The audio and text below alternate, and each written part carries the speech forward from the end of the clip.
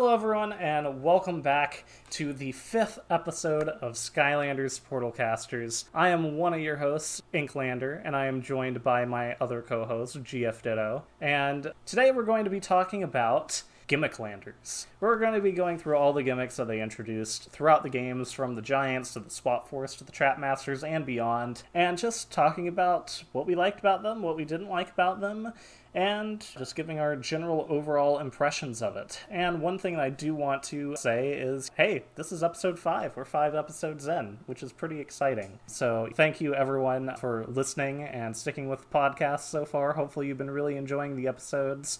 We've been appreciating the engagement on all our social media, so, thank you all for that. Yes, thank you. All right, so Ditto, what were your impressions of the Giants, the first Gimmicklanders introduced?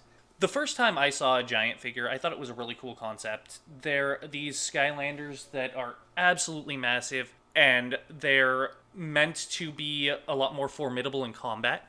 I think it was a great concept, and it was executed quite well, especially in the early stages. Yeah, I would definitely agree. It's something that's really cool because they felt different from the cores at the time, and it was a figure that I think was $5 more, so I think it was like $14.99 compared to the $9.99 of the cores. And it was a cool idea. It's these giant figures are massive, like double the size of a core Skylander, and they had all these cool powers that were necessary to 100% the game, but there were a lot of things that they could do in the game that weren't exactly required. Like, they were able to smash through walls, but you could also do that with bombs. And it was a really neat additional way to play that they introduced. You're able to pick up these boulders and hurl them at enemies, or you can just fight the enemies with your regular attacks. They were a really, really cool concept. And this is the game that I was introduced in, so I didn't really see them as a Gimmicklander at the time. I just saw them as like a different version of a Skylander. I think the gimmick was really neat, and it also is one of the ones that lasted the longest throughout all the games. Up through Trap Team, they were still giving the Giants at least something to do, and while, they weren't necessarily able to jump through the ground and find secret areas anymore, you were still able to open a giant chest, or you were able to lift up a boulder in Rainfish Riviera or in the Chaos Doom Challenge. They still had some stuff kind of hidden there for Giants, and that was really cool. And the giant figures, one of the things I found most impressive about them was the fact that they had the element that was found in light core figures. It's really cool to see each giant light up in just a different and unique way. Yeah, I totally agree. I think they picked a great one for the starter pack. Tree Rex, his light core is just one of the brightest, I think, on some of the giant figures, with the eyes glowing and the photosynthesis cannon primed and ready. He looks really cool. And then we also have other ones where, Ninjini, her, eyes glow. And then you have Ninjini's tail that lights up as well. They have some really, really cool ideas for the Giants and how they wanted them to light up. And I think part of the great thing about them being bigger figures is they were able to come up with more fun and unique ideas on how to use that light core technology compared to just having it in a core Skylander. And they executed it flawlessly. I would say so. Now, Ditto, is there anything that you don't like about the Giants? I can't think of anything I dislike about the Giants themselves. Moving on, I guess now we can talk about the Swap Force. They were the Gimmicklanders in Skylanders Swap Force. Ditto, what are your thoughts on the characters and their gimmick? On the characters and the gimmick themselves, I absolutely love them. I hate the fact that there are no female Swap Force. Absolutely hate that fact. I have that in my notes in all caps as one of the things that I really don't like. I know why they did it. They were trying to avoid any negative attention from certain people by having the mix and match of male and female Swap Force parts. But honestly, in my opinion, it kind of felt like they were making a statement on it when they were trying to not make a statement on it. I definitely wished they had included female Swap Force characters. I think they really should have just taken the PR hit from people of the more conservative side when it comes to gender identification. But that's just me, because by not having female Swap Force characters, they were trying to do damage control, but also at the same time, it really doesn't make them look great. I see where you're coming from in your statements here, and I can 100% agree with you. I have actually done a lot of thinking on this topic, and I've come up with a means by which they could have not had the gender mix, but still had female swap force. Oh, really? And that method is actually rather simple. It's to have two separate swap forces, one male, one female, and they don't work with each other. Granted, that would reduce the number of swap abilities from 256 down to 128, but it would have worked and been more inclusive for everybody. I would rather have half the swap abilities and a female swap force than the full 256 possibilities with no females. Yes, I would agree with that. But I mean, I also feel like that's a problem kind of with Skylanders generally, because usually the roster for Skylanders game is about 20% female and then 80% male, which is not good, because obviously those numbers should be closer to 50-50. And while I do understand that there's more of a male demographic for Skylanders, there are plenty of females that are also interested in Skylanders, so it makes sense to have way more female Skylanders. And also, who says that a woman can't be a role model for a guy? So, in my opinion, like, it's kind of ridiculous. We have the 13th Doctor now, so why can't there be more Skylanders that are female? I get why they were doing it, but also, it definitely does trigger me that it's a little ridiculous to me that they felt like a guy that's looking for a new Skylander on the shelf isn't going to want to pick up one of the female characters, when I think that's kind of ridiculous, because some of the best Skylanders are female. We got Splat and Stormblade and Roller Brawl and Genie and all these wonderful characters, and I personally think that the no female swappers is a bad statement in terms of gender fluidity, but I also think that it's just a bad statement in general for them choosing to not include more female Skylanders. I agree. On the other hand, these swappables are really, really fun characters. There are, as I stated earlier, 256 swap possibilities. That is not including variants. Yeah. And there's literally a swap for every occasion. So that's very, very true. That's one of the things that I really like about this group of Skylanders, is that you're able to customize your Skylander. And it's a gimmick that works in all the games going forward. You don't have the swap force zones, which I'm not that big of a fan of, but besides that, this is a gimmick that will literally work in any game going forward. No matter what, you will be able to swap the top and bottom of any of the characters in any of the games, and it's just going to work. Which is cool, because the Giants, once they take away all the things that make the Giants, then they're not really the Giants anymore. With the Swap Force, they're always going to have that gimmick, because it's literally tied into the figure's design and how it's been built.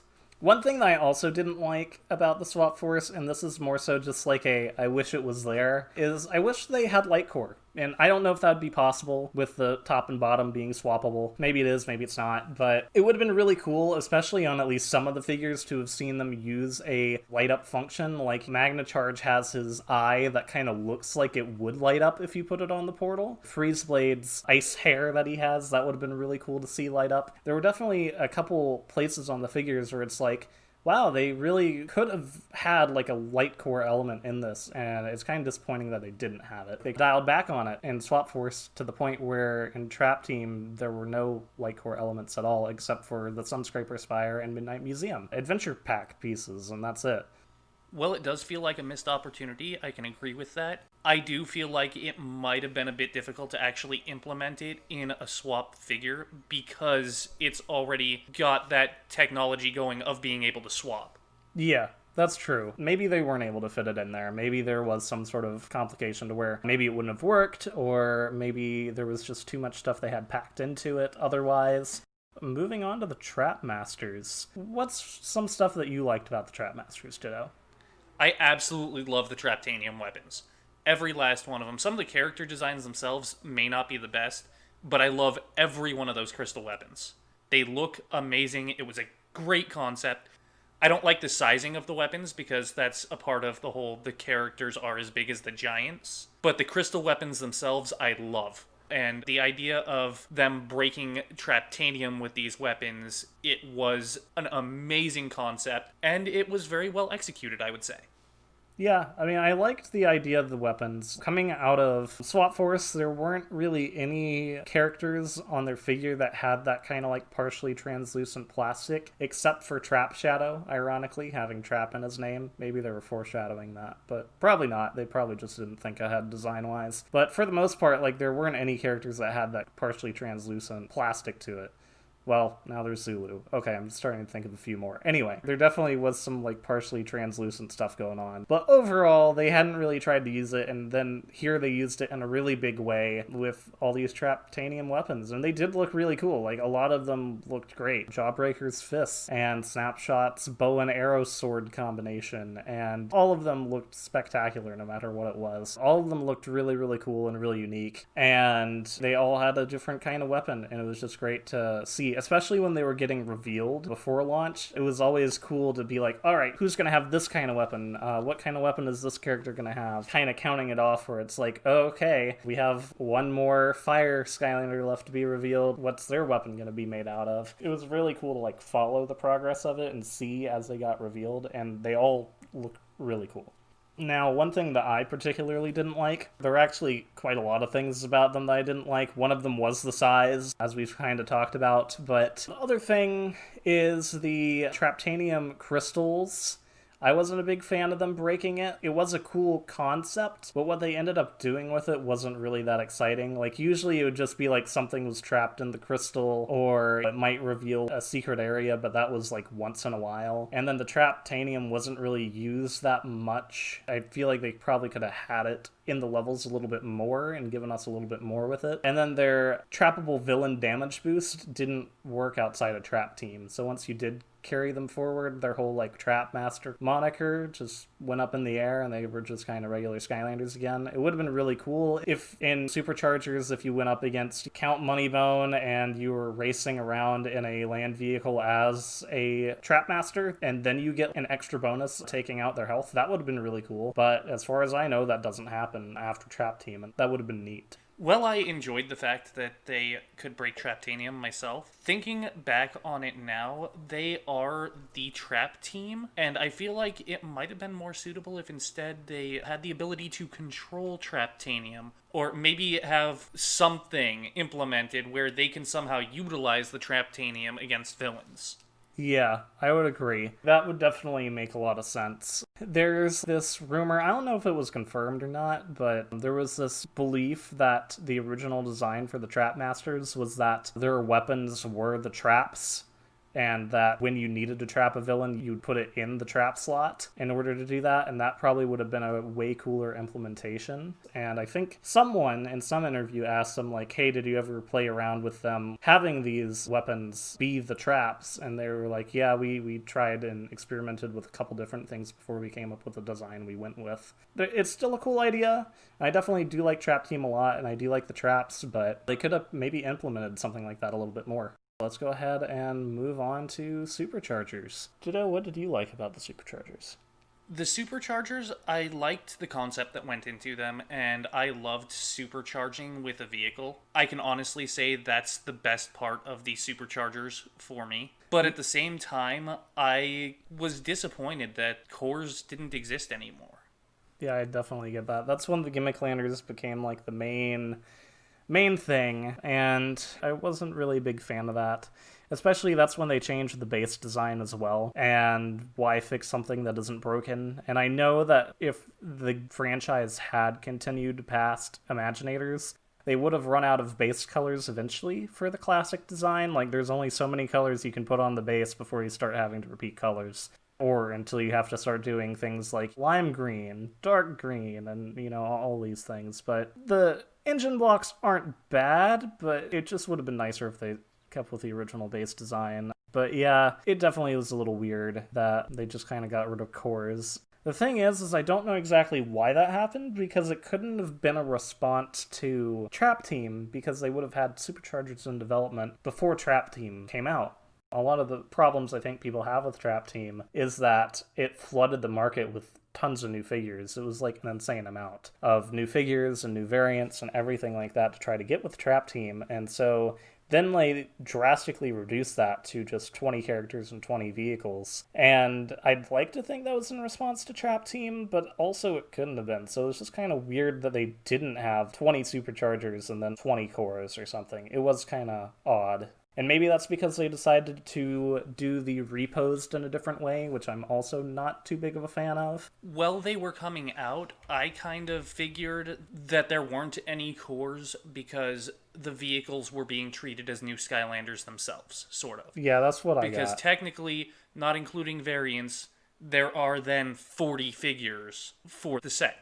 Yeah, and that does make sense. I am not that big of a fan of the supercharge idea. I do like it because it gave all these vehicles really cool kind of personalities that kind of like matched a particular character. But also at the same time, I feel like they could have come up with 20 really cool, really unique, zany kind of Skylanders vehicles that didn't need to have a perfect pairing. Because the perfect pairing does kind of feel a little gimmicky to me, to where it's like, oh, well, you need to have this vehicle to match with this character in order to unlock these specific mods and to be able to have that health bonus. That part kind of felt a little cheap to me. I do like how the designs of the vehicles influence the characters, or vice versa, the characters influence the vehicles. But I feel like they could have come up with something really unique without necessarily basing it specifically on a Skylander. And then there's also the reposes, where it was an interesting idea, and I'm happy that they tried it. And in some cases, I do think they made some of the characters better than their original version. But in other cases, they made them about the same or worse. Roller Brawl's a big example of this.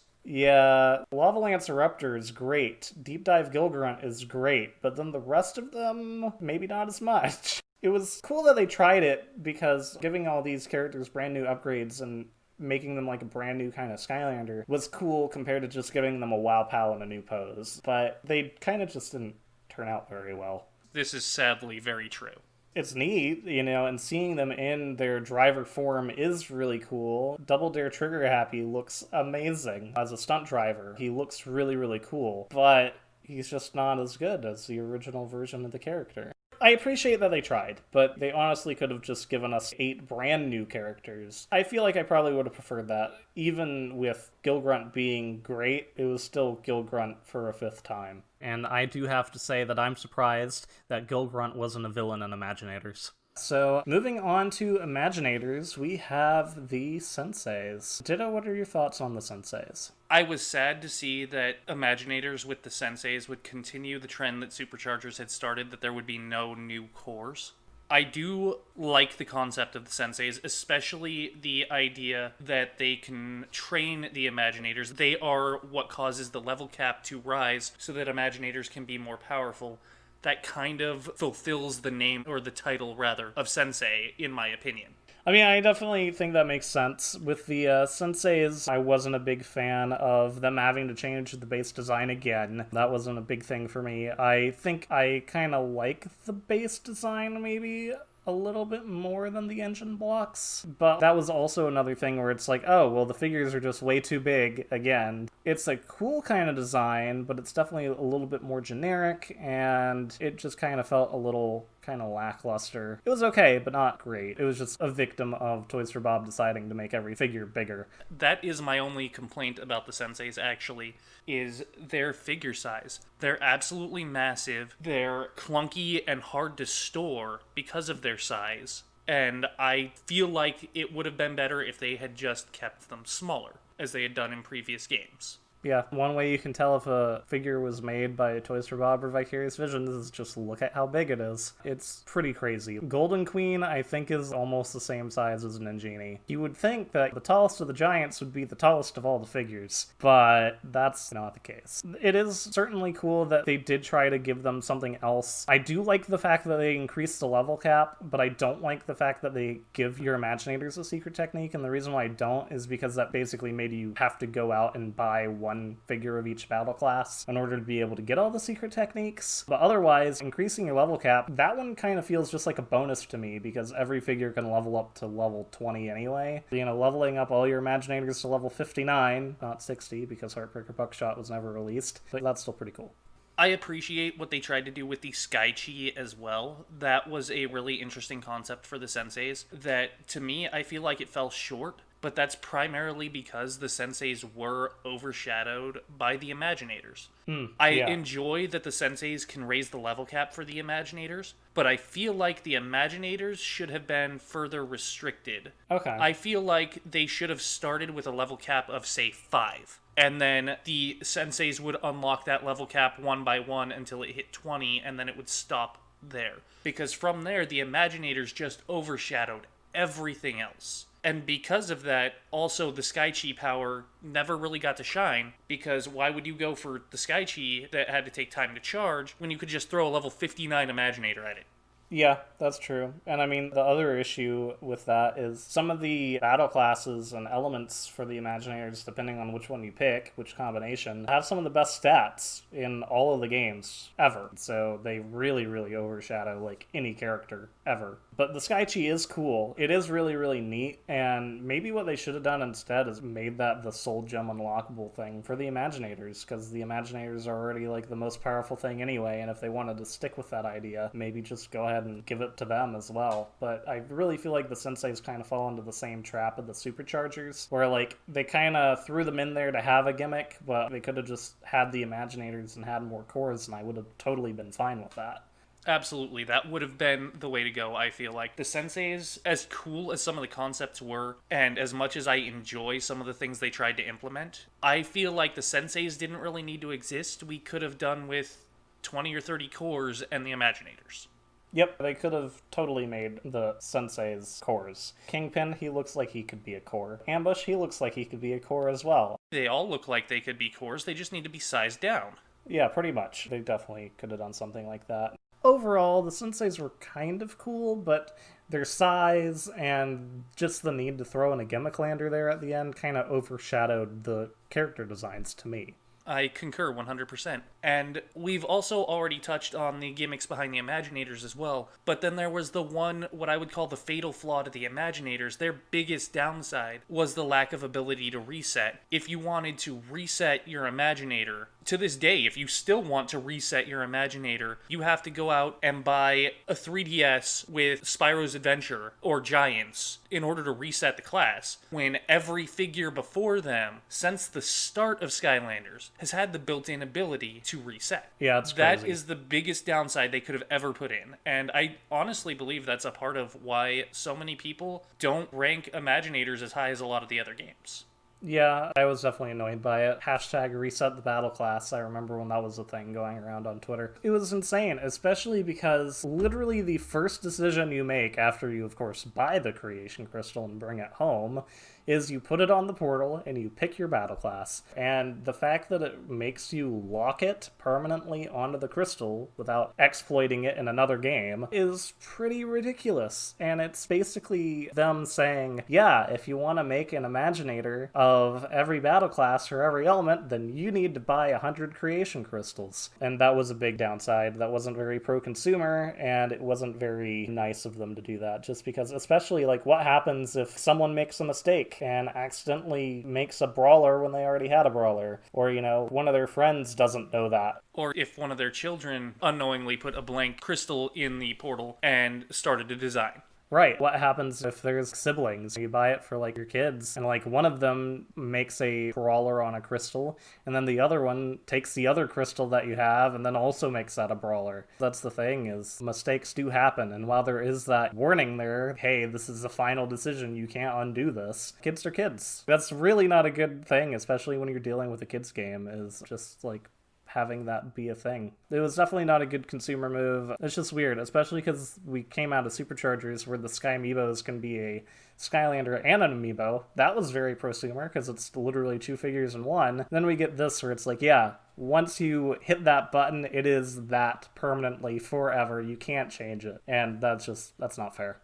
Referring back to talking about what's good for consumers in relation to locking that battle class, us consumers, we're really concerned about finding the best deal for Skylanders. I think it's time for a legendary treasure hunt.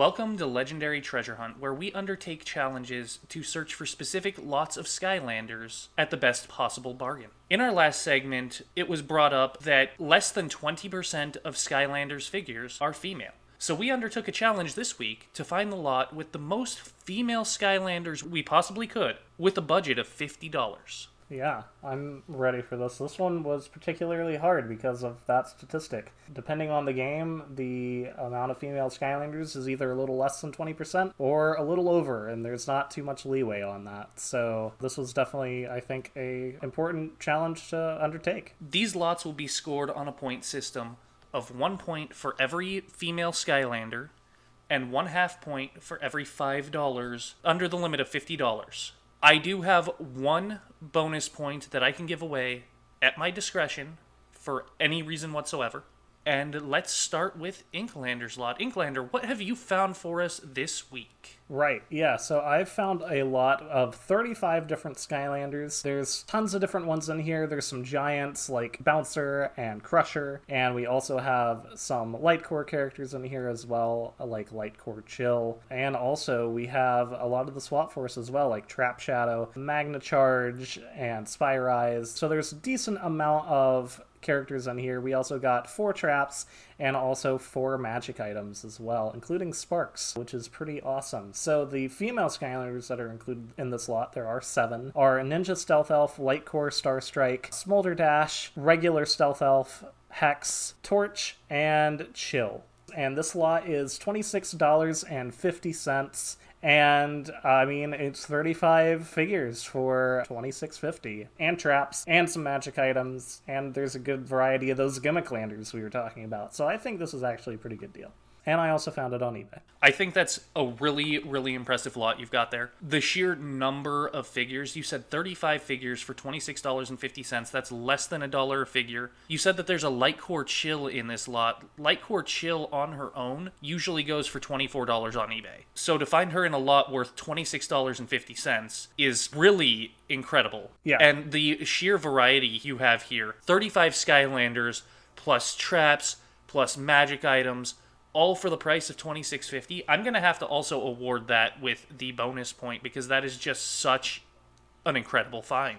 Well, thank you. Yeah, I know. So your lot stands right now. You have 7 female Skylanders, which is 7 points. $26.50 isn't quite enough for the full 2.5 points. So 2 points for being $20 under, bringing your total to 9 plus the bonus point for a total of 10 points this week. Yeah. I mean, I'm pretty excited about this lot. This is really one that I would want to pick up because it's got a couple Light Core, like it also has Light Core Tornado in it, and it also has the Color Shift Washbuckler in there as well. It has a Chase variant. So that's a pretty good deal. Like, this is actually a really good lot that, you know, I think anyone would be pretty happy with. So, Ditto, what did you get this week? This week was really challenging for me. Finding a lot with any more than 2 or 3 female Skylanders was so difficult that I actually got my lot on eBay this time as well, as opposed to my usual venue. I found a lot of 8 Skylanders for $12.99. 5 of those Skylanders are female. This lot is the Spyro's Adventure lot that includes Stealth Elf, Sonic Boom, Hex, and 2 of the Series 1 Cinder. It also comes with the bonus Trigger Happy, Dino Rang, and Spyro, but it has those 5 female characters. Yeah, I mean, that's a great lot. It is a great lot. Not nearly as great as what you found, but that was the real challenge this week, was trying to find female Skylanders when there weren't many created. So every lot out there is going to be predominantly male. That's very true. But hey, I mean, you have some awesome characters in here. Stealth Elf's fun, Cinder's fun, Sonic Boom's fun. So honestly, this is a really good collection of Spyro's Adventure figures. How much was this? This lot was $12.99 on eBay. That's a really good deal. It's a fantastic deal. And my lot scores out at 5 points for 5 female Skylanders and 3.5 points for being $35 under the limit, bringing my lot to a total of 8.5 points. Wow, this one was pretty close. This one was pretty close, but your lot takes it this week. I mean, both these are great deals, and you know, I love doing this segment every week because this is just a constant reminder of like, if you're searching for a deal, you're going to find one out there. Sometimes it might be a little bit more challenging, such as our new unbox trap challenge. This one was also kind of hard due to them not making a lot of female Skylanders, but still, you can find really good deals. They are out there. If you are looking for specific figures, you can find them, usually at a pretty good price. Just takes a little bit of searching. This segment is insanely fun. It's very enjoyable. And we tweet out every Friday before the episode what our challenge is so that you can join in as well and see how you score against us. Yeah, so be sure to follow our Twitter if you haven't, so you all are able to play along with us for the episode. On the topic of female Skylanders, I think I see Sprocket over there doing some maintenance on the Dread Yacht. Let's go check it out.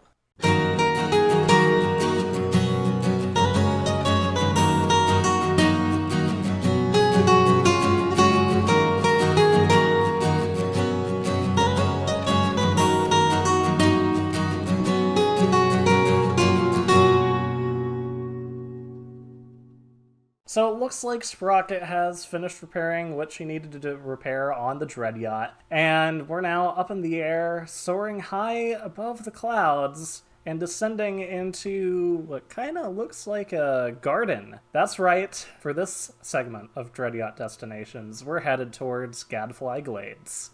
So Ditto, what did you think about this level from Skylanders Superchargers? For starters, the intro cinematic I absolutely adored for this level. I've always really enjoyed it. Flynn and Tessa approach this house, and there's this avid collector girl who really knows her Skylanders stuff. I find it really fitting that we played through this level today, because she goes and she lists off every one of the Gimmicklanders, along with pretty much everything else imaginable about Skylander categories up until Superchargers. Yeah. And I resonated with her character so well as a collector that this cinematic really stood out to me, and I adore it. It's probably one of my favorite things from Superchargers. Yes, yeah, I loved that opening cinematic. I totally agree, because I am also, like, a collector. I mean, I collect tons of other things, too, other than Skylanders, like, you know, video games and board games and tons of other things. So having that intro cinematic where she has, like, all these things on display, listing off all the different Gimmicklanders, it's fitting for this episode, and also it just is very fitting because, you know, being a collector, I think that's wonderful. And then even later in the level, during one of the, like, chase sequences, one of her voice lines is, "This brings a whole new meaning to a chase variant." And I love that. I think that's a hilarious line, because it just feels like the developers poking fun at the Skylanders community, but like in a good way. It's kind of like a "we recognize all of you" kind of moment, where it's like, yes, we know what you call these things. We know that you do really care about the collecting and Skylanders hunting, and it really fit well together with that intro sequence and with her being like, "This is a whole new meaning to chase variant." It's really hilarious. I love it. I can honestly say I've never felt more seen by a developer than I did with this collector character. Yeah. Because, as you stated, she is the Skylanders community, and it was executed in such a flawless way that it's so memorable. And the level itself is a lot of fun. You go from meeting this collector to her immediately insisting that she's going to collect you, and realizing that you come with a vehicle, and you spend the stage just trying to get away. And it almost gives me that vibe of, from the perspective of a Skylander themselves, when they're being hunted as toys, would this have been similar to how they would have felt in that situation? I feel like that's probably a really good analogy. I'm not too huge of a fan of a lot of the level design for Superchargers for various reasons, primarily due to I feel like they sometimes maybe overdo the gimmicks here, but in this particular level, I think they pretty much hit it spot on. The whole idea of being shrunk down, you're in this garden, and you're trying to run away, everything feels massive, from, you know, the mushroom platforms you're trying to jump on, to some of the enemies, and the blades of grass. It's really, really beautiful, and they take something that might be a puddle, and it's suddenly like a big lake that you're able to go in with your sea vehicle. It's really, really well done, and I mean, it still feels pretty much like a kind of classic Skylanders level has some pretty good fights, and I honestly really like the whole design of it. I think the art direction for this level was spectacular, and it really fits this whole kind of theme of being shrunk down and chased. It's just really kind of a neat level and neat idea, and I like it. Another thing that I really particularly like too, which not too many of the levels did,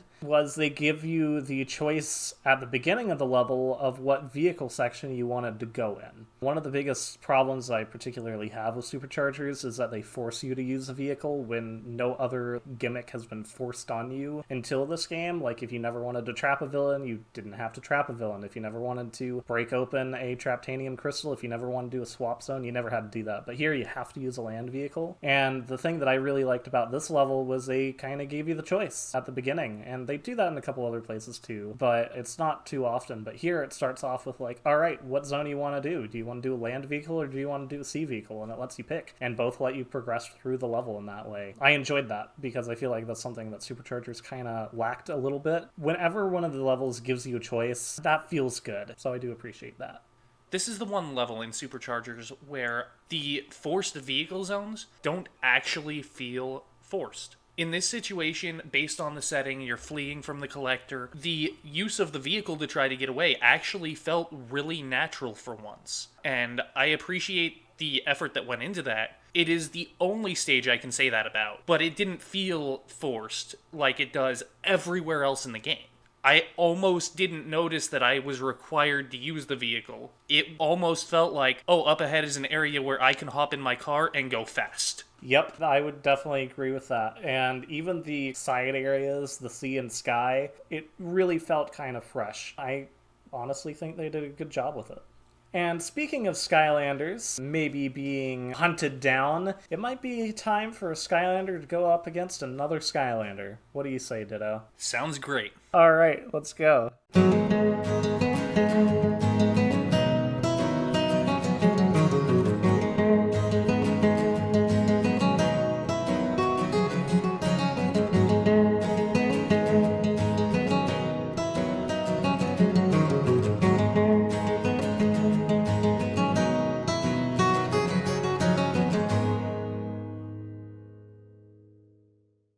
That brings us to Archean Arena, where we pit Skylander against Skylander in a bout of theoretical combat. We've seen a number of Skylanders battle it out in this arena, with surprising results at times. Today's battle should be no different. Inklander, which Skylander have you brought with you to the arena today?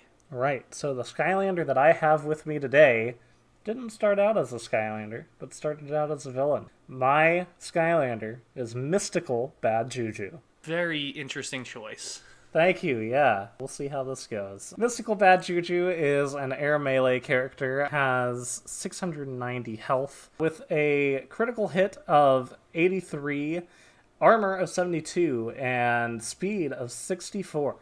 All pretty good stats, as you would expect for a Sensei. Her primary attack is Whirling Blade, so, you know, that blade slash attack that the Swashbucklers have, and that deals 64 damage. Juju Jr. deals 46, and so that actually transitions between Junior being kind of around Bad Juju and helping to increase defense, and then if you send Junior out, that's actually going to increase the attack a little bit more. And then the snack attack deals 101 damage, where you send out a Feast of Lightning to Juju Jr. And the two different paths are Mother Nature, where attack 1 gains power and shocks nearby foes and sends out projectile blades. And then path 2 is the Voodoo That You Do, and that has temporary invulnerability, curses foes to share damage, and attack 2 draws in enemies. So two pretty different paths, one kind of focusing more on attack 1 and the other one focusing on attack 2. But yeah, that's kind of the general gist of Mystical Bad Juju. So, Ditto, who did you bring to the arena this week? I am so glad that you chose a melee character this week. Oh no. Because I've brought with me Barbella. Ooh, okay, alright. On the topic of strong female Skylanders, I felt that it was fitting to bring Barbella with me today. Yeah, very true. Now, Barbella is an Earth Elemental melee character with 1,050 hit points. Oh boy. Critical hit 85, armor 74, speed 60. Her attack 1 is the Barbell Bash, which allows her to use her barbell as sort of a dual-ended hammer to attack her enemies with. Attack 2 is Rocky Rep, which creates stone hands that pull enemies towards her.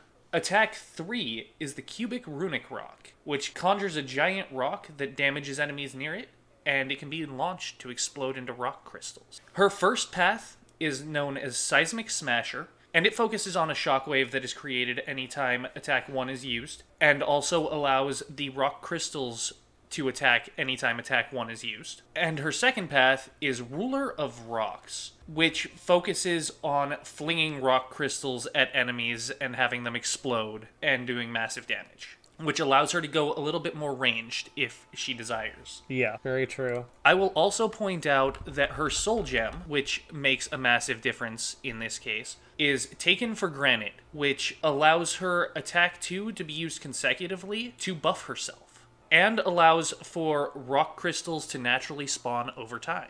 Yeah, so this one is going to be very interesting because a lot of your attacks are way more powerful than mine. Your critical hit and your armor is higher than me by a couple points. And Barbella, as we've talked about beforehand, is not only a really fun and cool, unique design, but also a really powerful character. And it's gonna be hard for me to argue in the case of Bad Juju here. Like, yeah, Bad Juju is technically a sensei and does have a decent amount of attack power, but that is melee. And Barbella does have the ability to send out those rock crystals, have the Rocky Rep, and pretty much pummel me pretty well.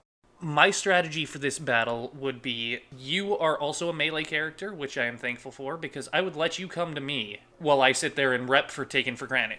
Yep. Yeah, that totally makes sense. I would do that and let you come to me, and if you made the choice of trying not to come to me, then once I'm done buffing myself, I'm just going to start flinging rocks at you. Yeah, and the thing is, I can try to send out Junior, try to do that snack attack. I can try to focus a little bit more on that lightning ability. But really, honestly, like, Bad Juju is very, very fully melee and doesn't really have too much range even when sending out Juju Junior. And it's very hard for me to argue in favor of Bad Juju here. Like, yeah, I mean, if I'm able to get in close, I will be able to deal a lot of damage. But the thing is you're going to be able to really take me out very fast with that Taken for Granted and Rocky Rep by literally just spamming Rocky Rep 5 times to do that buff. It's going to be very hard for me to even try to dodge that if I try to get in close, because that does have a decent amount of range on it. And if you were to manage to get close enough to deploy Juju Jr. in a way that I would take any kind of damage, that also puts you in range of the Rocky Rep, which would pull you close,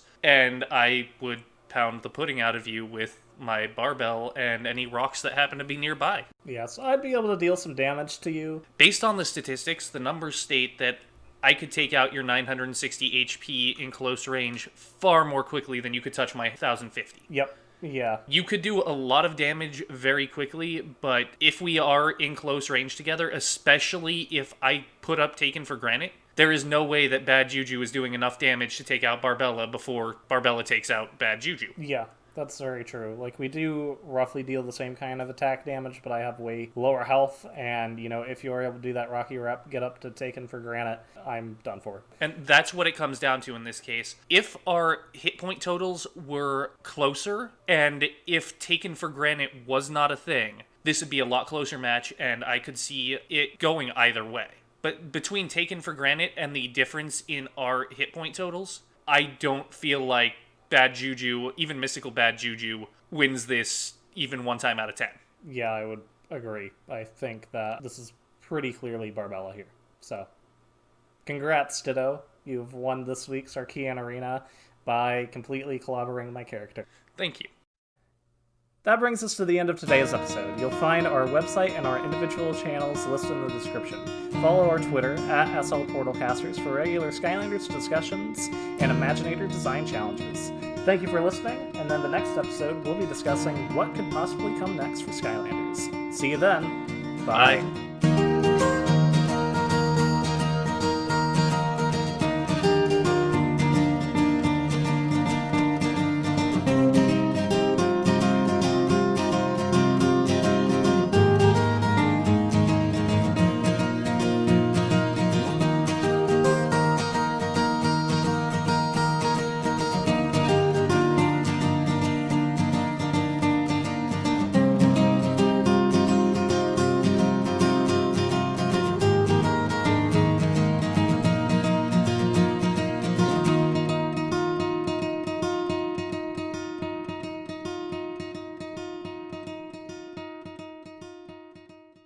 You were expecting them to like add lights into everything. They were going to be the Oprah with lights, you know. You get a light, you get a light.